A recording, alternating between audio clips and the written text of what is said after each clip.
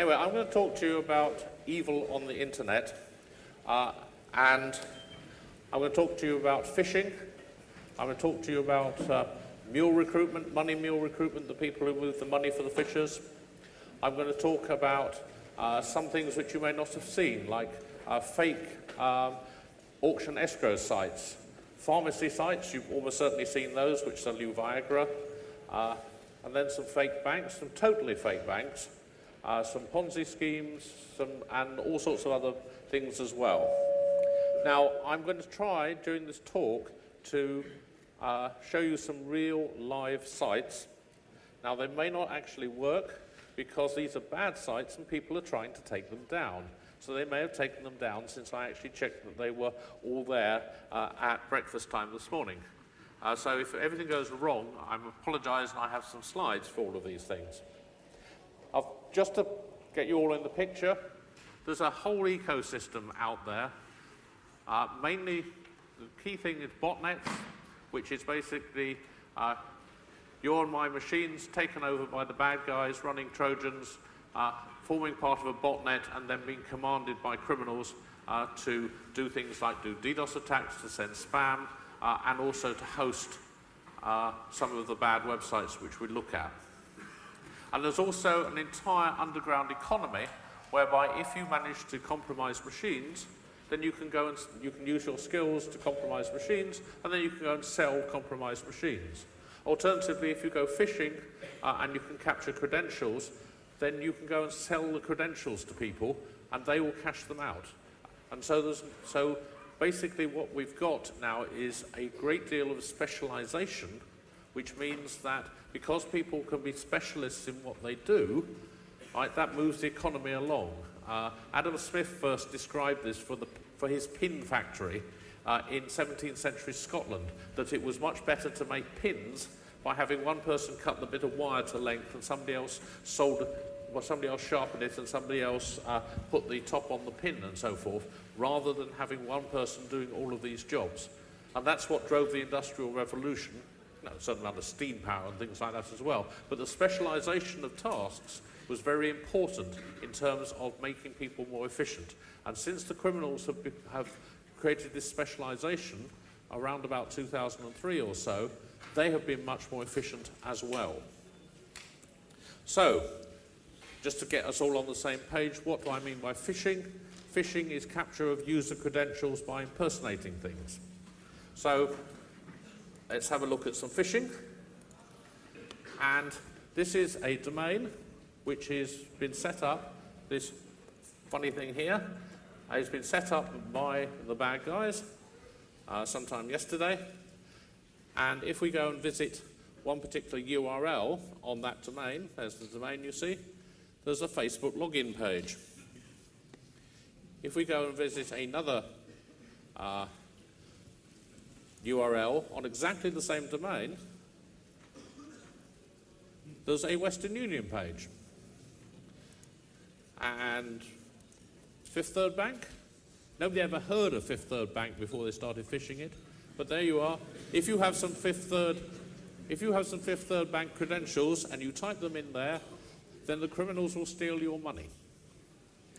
How's this actually working? This is one of the most sophisticated phishing gangs out there, which is why I was able to go out and immediately find an example to be able to show you, because these things are ubiquitous. They're sending about 2/3 of all of the spam, just this one gang. And what they're actually doing is, this domain is in fact resolving to, at the moment, 8 or 10 different, we'll do an NS lookup on this fine thing. That's where all goes wrong. And we see it's resolving at the moment to 6 different IP addresses. Those 6 different IP addresses are part of a botnet, and the Trojans sitting on those IP addresses are merely forwarding HTTP requests to a back-end mothership, which actually contains an Apache server. They're very keen on open source. running an Apache server which is serving up all of the pages which we've just looked at. And this is obviously very robust because if one of those botnet machines goes down, or the owner turns it off, or the owner fixes it, then they can just change what it's resolved to. As a result of which, the only way of dealing with this particular phishing site, if you're Fifth Third Bank and you'd like this site removed, is you have to get the domain name suspended, which is why they were using a .cz domain name, because I suspect that the registrar who they bought the things off didn't actually know what to do when Fifth Third Bank came knocking at their door saying, hey, you must suspend this domain name, it's bad. So, go back to our... So we've now shown you phishing. Now, if you go back to 2003, much of the phishing was done using domain names which were meant to confuse. So you'd spell Barclays with 2 L's or something like that, so that it looked like Barclays if you read it quickly, but it wasn't really Barclays. That's very unusual just at the moment. About 3/4 of all phishing sites by volume are insecure end-user machines which have been hacked into, insecure web servers which have been hacked into because people haven't kept their copy of Joomla or something like that up to date, as a result of which there are security vulnerabilities, as a result of which the bad guys can break in and put extra pages onto a perfectly legitimate web server.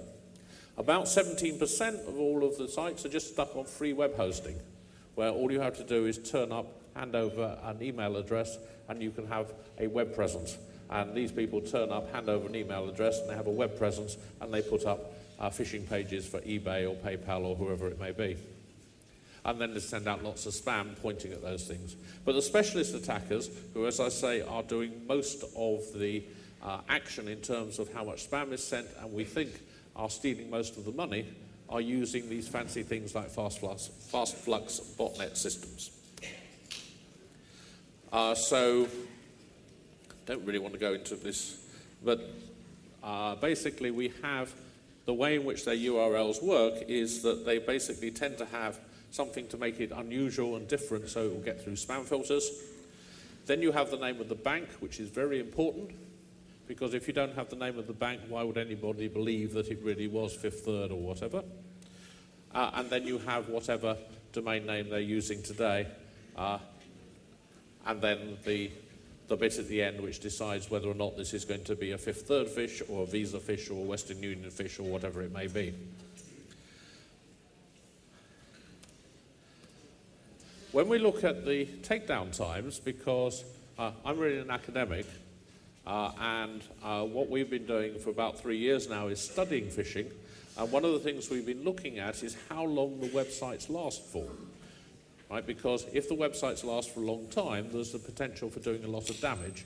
If the websites don't last for a very long time, then when you finally get around to opening your email and you see this really convincing email that says that your bank account is about to be suspended if you don't click in and hand over your credentials immediately, then if the website's been taken down, then it doesn't matter if you click on that because the website's disappeared. So how long the websites stay up for is a measure of how much damage they do. And one of the interesting things we found was that when we looked at how long the website stayed up for, then if at the moment, well in fact this is going back almost 2 years now, the data we had showed that phishing websites were on average taken down in about 4 hours. Right, with a mean of 4 hours and a median of 0. And a median of 0 means that over half of the sites were removed before we had a chance to measure what their lifetime was. They were coming down so fast. But the sites were only taken down that fast when the brand owner, the bank or PayPal or eBay or whoever it was who was being phished, only if they were aware of the websites. If they weren't aware of the websites, then they had a lifetime of about 4 days because the bank didn't try to get them removed. In fact, it's still a bit of a puzzle to us why the websites which the bank doesn't know about ever get removed at all. We think what it is just members of the general public turning up and pointing out to the ISP or the website owner that they have a phishing page, and therefore they remove the page, and the bank never actually learns that the page existed. Now, you might wonder how we know about the sites existing if the bank doesn't know about them.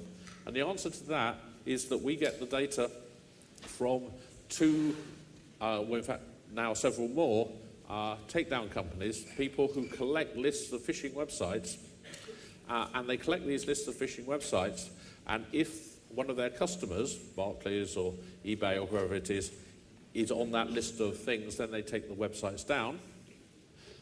And they also give the data to us. But if one of those companies sees a Barclays website and Barclays is not their customer, then they just make a note of it and tell us, but they don't actually do anything about it. And they certainly don't tell Barclays because they're competing on how much information they know. So when we measured all of this, we found that there was this huge disparity between the 4 hours when they knew about it and the 4 days when they didn't. And we said, because we're naive academics, we said, wouldn't it be a good idea if you were to share information with each other, because then the websites will get taken down faster?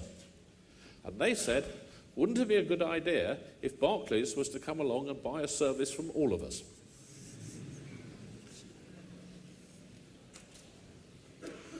This is data a long time ago now. This is 3-year-old data, which basically shows how long websites stay up for on free web hosting. And you'll see that Yahoo is doing really rather better there. And the reason Yahoo is doing rather better is that as soon as you tell Yahoo about one of these sites, they take it down in 20 minutes. And why does it say a median of 6.9 hours? That's because that includes all the sites which nobody goes and tells Yahoo about. But one of the things we found when we looked at all of this, and some of these very large numbers for how long things came down for, is we found an effect which we call the gaining of clue. In that if we look at all of the websites from the spring of 2007 on alice.it, which is a free web hosting company in Italy, then you'll see that over on the left-hand side, the sites which turned up in early May, all of those sites last for 500 hours. And all of the sites which turn up, say, on the 1st of May, lasted for about 100 hours. And then after that, the times become less. Now, what's actually happened is, in fact, all the way through the end of April, alice.it got all of these reports about phishing websites, and they didn't do anything at all. They left them all up, which is why you get that kind of straight line in terms of how long they're staying up for. And about the 1st of May, so many people had shouted at them that you must remove these websites, they are doing damage. Right? This is very important that you take these websites down. They suddenly removed all of the websites all on the same day, and then thereafter, as soon as the websites were reported, they took them down. And that's why you get a graph looking like that. Now, the really interesting thing about this is that this shape, you can find all sorts of other places as well. Right? These are two registrars, one handling Hong Kong domains and one handling Chinese domains. And you'll see exactly the same pattern, which is that at the beginning of the graph, they have phishing sites, they don't know what to do, so they leave them all up. So the earlier they turn up, the longer the lifetime. And then suddenly they gain some clue and they take them all down. And after that, they're a little bit more efficient in terms of removing websites. Now, this is, having talked about phishing, one of the difficult things about phishing is actually making any money at it. Right? Now, you shouldn't be surprised that some things are more difficult than others, because if you think about other crimes, like, say, kidnap is a really easy crime in terms of if you go along to outside the nightclub at 2 o'clock in the morning, you can grab the heiress when she comes out of the nightclub, You can bundle her into the back of the car. You can drive her off to the remote farmhouse, right? And you can put blindfolds on and make sure she doesn't know where she is. And if you're really keen, you can cut off her ear or something in order to send it off. All of that is remarkably easy. What's really difficult about kidnap is that you have to communicate with the family several times, backwards and forwards, and then you have to arrange that they go and fill a suitcase full of money, and they leave it somewhere, and you have to go and pick up the money. And then you will get caught. So the really difficult thing about kidnap is not the first bit, it's getting the money. And the same thing is with phishing. Getting credentials with phishing is really, really easy. You just have to break into a website. Right? You have to send out some spam saying your bank account is about to be closed down. Please come and fill in your password here. And people do. So what's the problem with phishing? And the problem is getting the money. So this is a real live website for getting the money. When it comes up, I hope. It's still there. Excellent. And this website is about a company who does outsourcing. It doesn't really matter what they do, but the important thing is that if we have a look at this, they've got some jobs. And they probably sent you some spam about these jobs. They said, work at home, they said. Are you going to come on, talk to me? Excellent. Right. And they have all of these really cute jobs. They've got HR training and... Oh, no, that's not available at the moment. They've got system administrators. I'm sorry, they haven't got any of those jobs available. What they do have available is they have available a payment processing assistant. Hot, it said. And what do you have to do? Oh, well, I'm sorry, it's only for people from the USA and Canada, so not all of you will be able to apply. But it's a really great job. You have to have internet access, available on the phone, a bank account, no criminal offences. We don't want bad people. And what you do, it's really easy, is money is moved into your bank account, and then you send it off to Millennium Group, whatever, by Western Union. What's not to like? Right? A couple of hours, you have to answer the phone, they may be checking the money's turned up in your bank account and so forth, and they'll give you some training about how to find the Western Union office and all the really difficult things in all of this. And it's a really great job. And what's more, they're paying 8%, they're paying a monthly salary of $2,300, which is not a lot, but it's only a couple of hours a day. And you get 8% on all the money they move through your account. Excellent. Now, of course, what happens in reality is this money is not coming from their clients who are doing outsourcing, which is what they're trying to tell you. This money is coming from compromised bank accounts. And when the money comes from compromised bank accounts, it comes into your bank account. You then go and move the money to Western Union. And eventually, the money will be moved out of your bank account again by your bank, who has realized that it has been stolen, and therefore they will just undo it. So your bank account will now be extremely negative. Well, that's all right. You can go down to Western Union and ask for your money back. And they will laugh. A lot. And they will point to the thing on the wall that says, never send money over Western Union to anybody you don't know really, really well. And you will say, I know these people really, really well because they're my employer.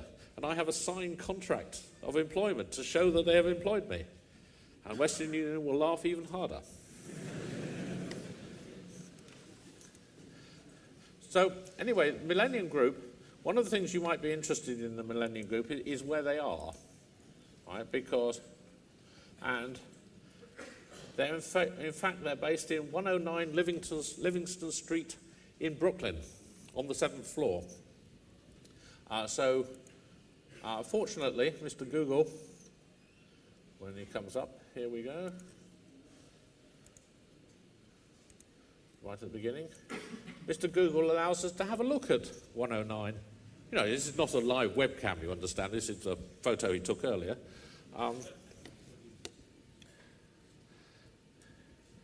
And here we are. Oh, it's all... There we go. There's Livingston Street. I'm here to tell you that that building there is on number 111 Livingston Street. And this building here is number 85 Livingston Street. So 109, the 7th floor, is somewhere in that bit of thin air.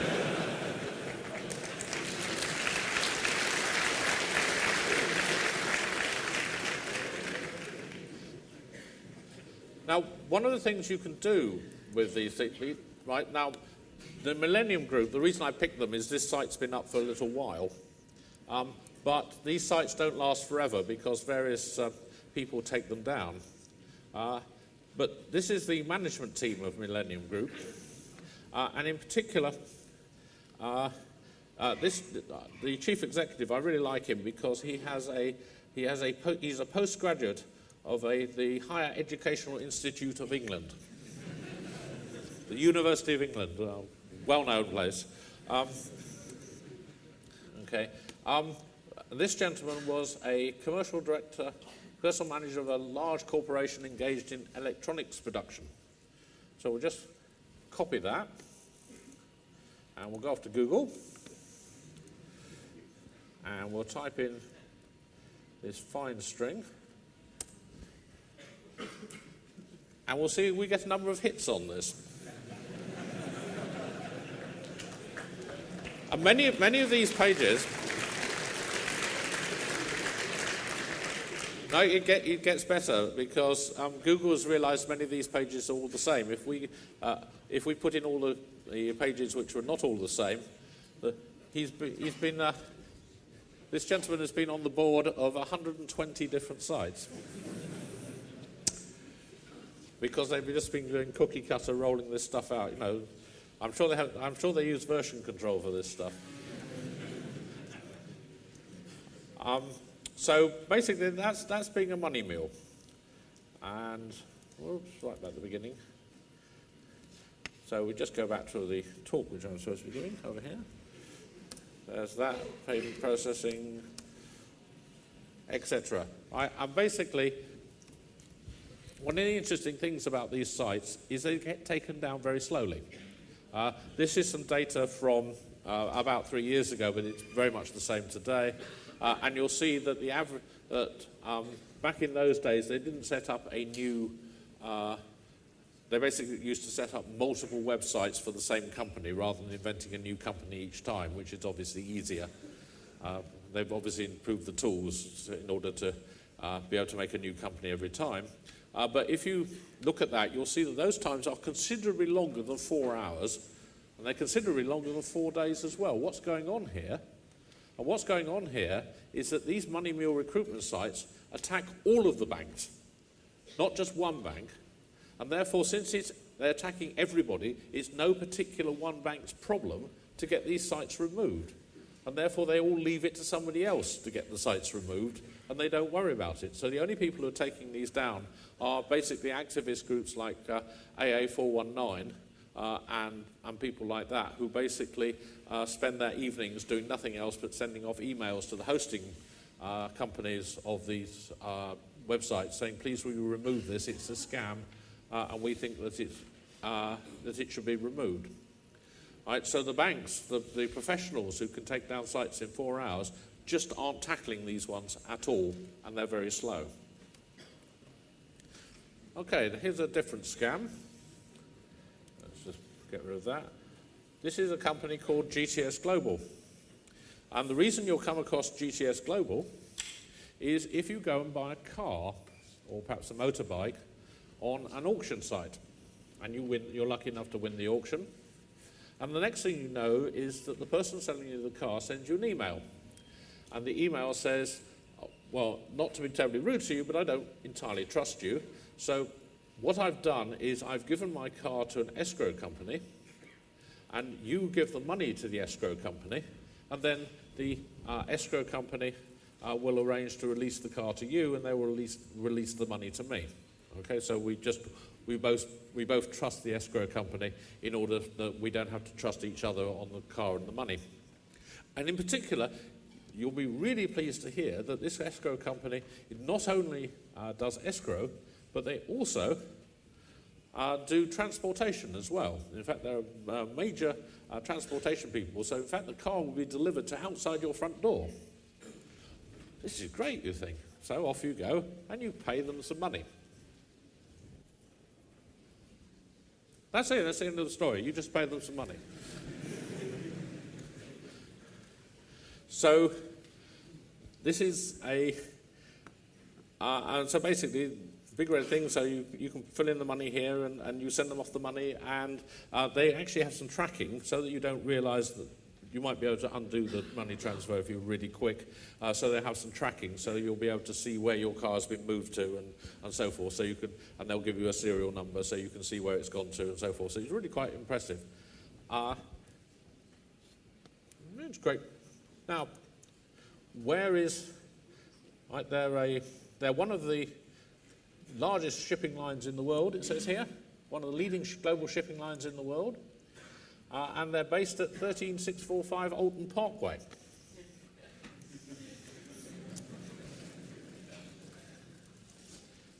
So we'll do a little search for that. Now, I would show you the street view for this, but it's rather unconvincing because the buildings in this part of Irvine are set back a fair bit from the road, so it's really difficult to tell whether or not it actually says we are one of the biggest global shipping lines in the world here. However, you'll be pleased to see there is actually a trucking service at this address, and they are the guys who run it. Now, let's be really clear. Those are perfectly normal Americans. There's nothing wrong with them at all, right? They just happen to have their address stolen. It's not that those two guys are pretending to be a global shipping line. It's just they were unlucky enough to be at the same address which the criminals decided to use. Again, if we go off to the page, then we can find the string which says that as the most trusted escrow service on the internet. So we'll copy that. You're ahead of me, aren't you? 231 people are the most trusted. Okay. Oh, in fact, some of the hits. One of the hits there is for AA 419 because it's a scam. The top hit is actually for escrow.com, who really are an escrow company, right? But they don't do deliveries, right? Only the bad ones do deliveries as well as doing escrow. In particular, if we go back and we find another phrase from down here, which is we protect both the. This is a phrase from the front page of escrow.com. And what I showed you before was all of the 231 which came from that particular gang, because there's a lot of different gangs do this particular thing, but they all have copied escrow.com's simple 5-step trust process, which is why we get a hit of about 615. Now, obviously, Google keeps on indexing pages, but eventually when the sites die, right, so 615 is how many sites there are out there today still alive. Okay, this is a rather popular thing, and the reason it's popular is because for not very much effort, right, all you have to do is list a car on an auction site, send off a couple of emails, and you'll make 8,000 to 10,000 euros. Great, isn't it? So if we go off to the real escrow.com, you'll notice the real escrow.com has they spend all the money in getting one of these green certificates up the top, and you'll find the nice, where's it gone? I'm not on the top page, is the reason. Let's go back to,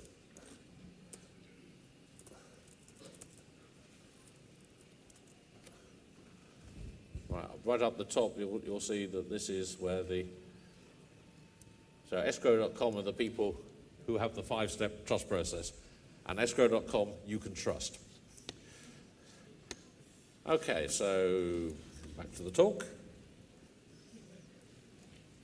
Shift F5, yes.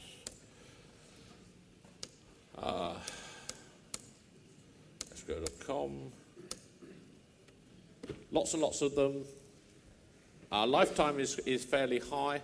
One of the interesting things is that when we actually looked at this a few years ago, we took some of these well-known phrases and saw how many sites Google could find and how many sites the vigilantes actually knew about.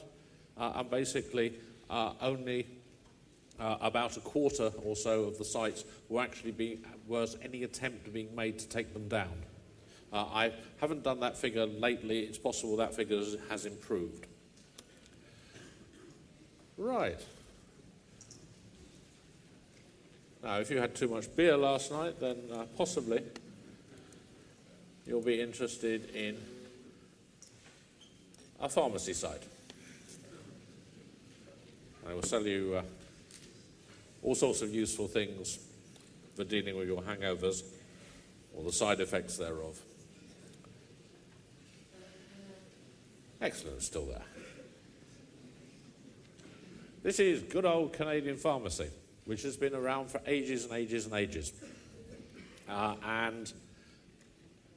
The interesting thing about Canadian pharmacy is that it's run on an affiliate system. So basically the pharmacies do all the hard work of supplying the pills and that sort of thing. And any entrepreneur who wishes can send out spam, and what they do is they put into the spam their own unique domain names or whatever it may be, arrange for that domain name to be forwarded back to the back-end system where the real criminals operate the pharmacy. And that's why pharmacy spam is so prevalent and why so much of it gets through your spam filters. Because if you have a really good way of getting email through spam filters, then this is what to do. Right? Send out email spam for Viagra, because people will actually go and buy Viagra off the internet, right? And these guys will do all of the hard work of sending out the blue pills and taking the money and so forth, and then they will give you a cut, right? And what this means is that almost all of the innovations we've seen in the sending of spam and getting through spam filters over the last 5 years or so have all started off with pharmacy. So these people are driving innovation in this space. And you can buy all sorts of really cute stuff from here.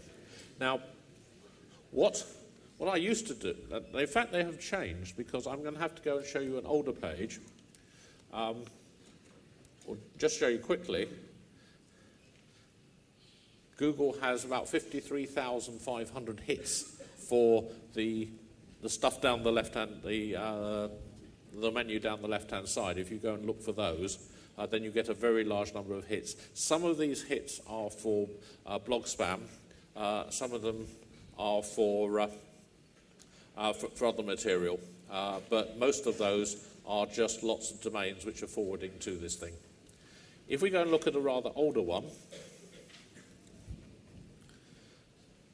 right, down the bottom of this one, we can find some nice seals. In particular, so we can click on here and we'll get a little pop-up which shows that this is a genuine site. Now you may spot the fact that it's actually been served from the site where I clicked on it. And if I clicked on the VeriSign one, this also comes from the same site. But it is secure, but unfortunately it's expired.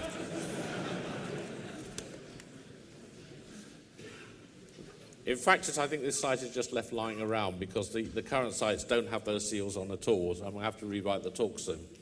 I'm running out of time a bit, so I'm going to... there's a whole lot of stuff to do with penis enlargements, but nobody here needs that anyway, so... But you might like an iPhone. Here's a nice shopping site. And they're offering you an iPhone for €108, saving you €172. That's good, isn't it? I'm here to tell you, if you go off to Google, best prices they can find for iPhones are in the, well, that one's used, right? New one, $540. €108 is a bargain. Why is it a bargain? Well, it's a bargain because if we go and pay for it, right, so we'll add it to the cart. Right, that's great, off we go. So we're going to check out. I'm going to check out as non-registered. There we go, 108. Ooh, I'd get a free gift if I wanted. Here's all the detail, and I'm going to pay. How am I going to pay? Good old Western Union. They do offer PayPal, but you have to swap email with them first. And I suspect when you swap email with them that you will find that they don't actually offer PayPal. Or you can use MoneyGram, which is much the same as Western Union. You go down there, you hand over your money, and that's it. Or you can do a bank transfer into their bank at the Bank of China, and good luck with getting the money back from that. So this is really good. However, of course, you wouldn't go and buy something off a site like this without checking it out first. So we'll go off to Site Advisor, run by Mr. McAfee, and it's got a green tick. Why has it got a green tick? It's got a green tick basically because McAfee understands about drive-by downloads of malware. Right? McAfee doesn't understand about whether or not this is a good place to give your money over. However, the technical people who built this fantastic site which says it's all right, there's no malware here, can't communicate with their marketing people who insist on saying that this green tick means that it's safe to shop there. This is a kind of disconnect with the marketing people. So it's not really safe at all. This one, which is a previous incarnation of exactly the same site from a couple of years ago, still has a green tick, but you'll notice right down the bottom, because I blogged about all of this, various people turned up and shouted at McAfee, and it now has a couple of little red things which basically says, hey look, it's listed at AA419 as a scam site, right? Which is basically is a really bad sign about this. However, it still has a green tick. If you go Google search on it, you can find this page. This is in Dutch, but Google told me what it said. It says, I'm thinking of spending some money at this site. Is this a good idea? And the man at the bottom says, no. I'm from Italy. I gave him some money, and I haven't got it back yet. It's a scam, he says. Do not send money. The Italian police are helping him out, so that'll be all right.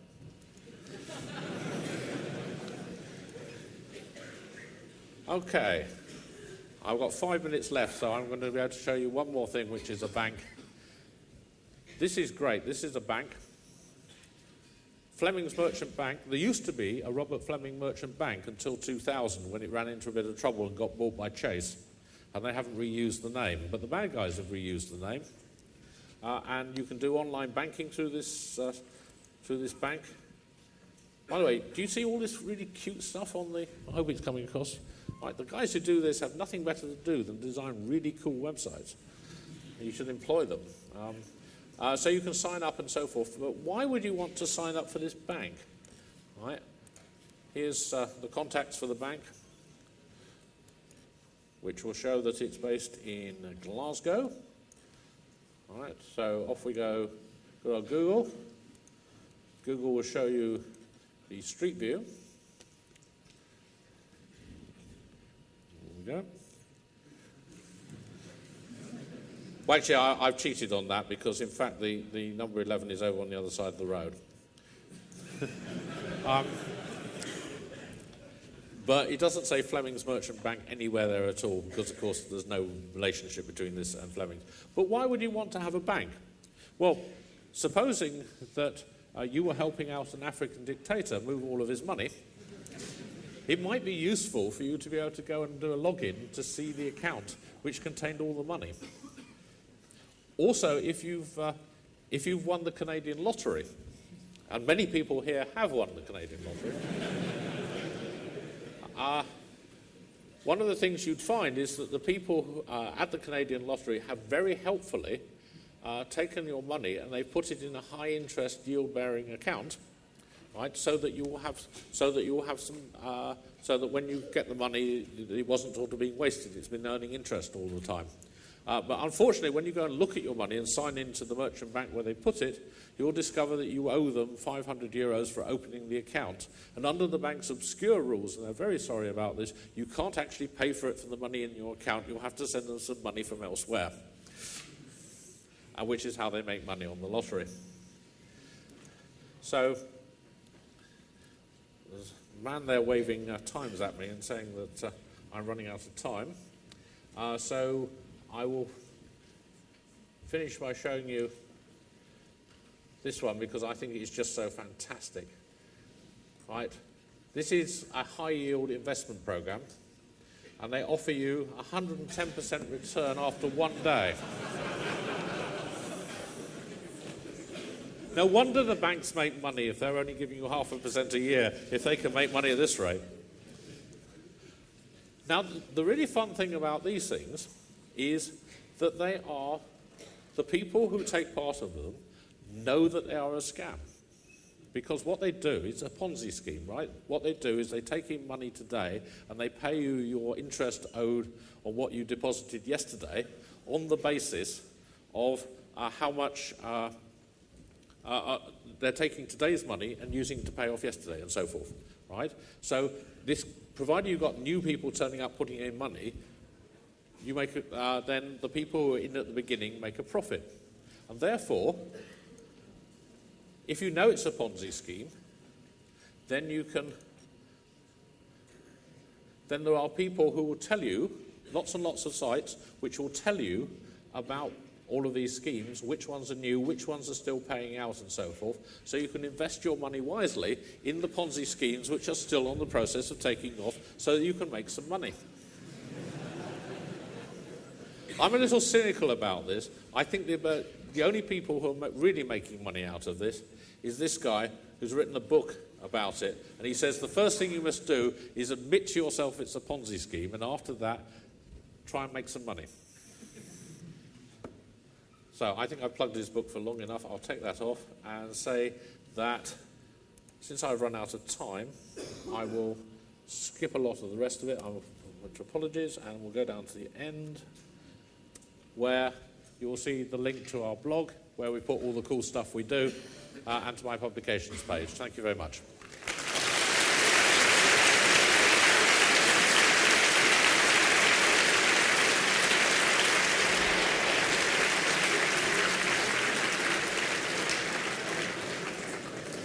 I will take questions if people have them.